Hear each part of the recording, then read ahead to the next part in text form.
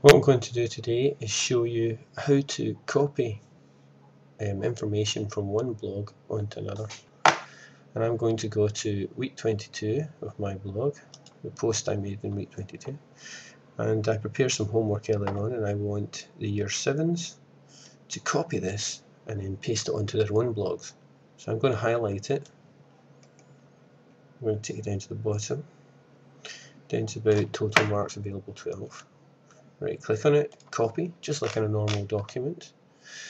I'm going to go up here to my mail and then sites. I'm going to try and find my practice site. I call it Le.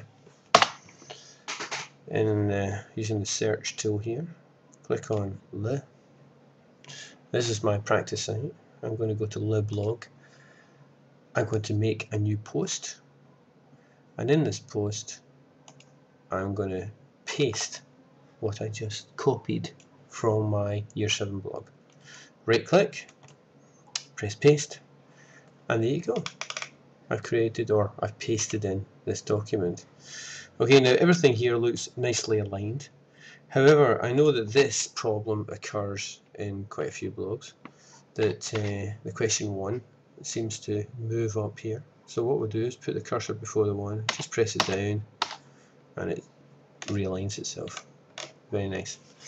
Now before we press save up here, all posts must have a title. So you shouldn't leave it untitled, because you can have problems finding it again. If you look over here, I've got an untitled post here. If I have an untitled post here, one of those will go missing, because only one can stay on your sidebar here.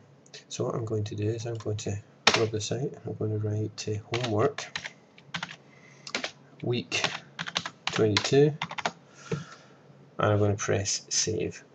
And that's me saved it, and watch it'll come up here in the sidebar. That's where it should be.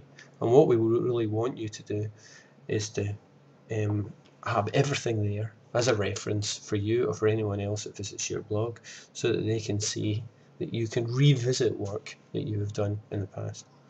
Now before you go, we've got to show you what you have to do. You've got to answer all these questions this year. So you have to go to the top of the blog where you have this icon, say edit page. You have to click on it, and then you go down question 1, for example, and there you'll answer it by writing in the answer. I'm not going to do that for you. Now for every answer I would like you to embolden it. So we'll go up here, press bold, so that it looks different from the actual, it stands out from the question itself, and it's easy for me to read and for you to see. Okay. Now you've got to answer all of them, and once you've done that, you've answered them, go up here and press save.